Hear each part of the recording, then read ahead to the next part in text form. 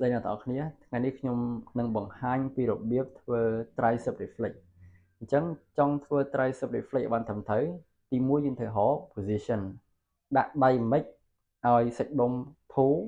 ហើយគាត់អត់ផឹងទី2រក tricep tendon ឲ្យបានអញ្ចឹង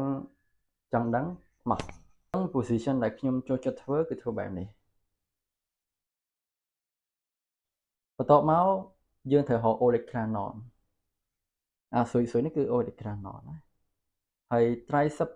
tendon គឺវានៅខាងលើវា1ទៅ2សង់ទីម៉ែត្រហ្នឹងណាចឹងនេះ olecranon ពីលើវា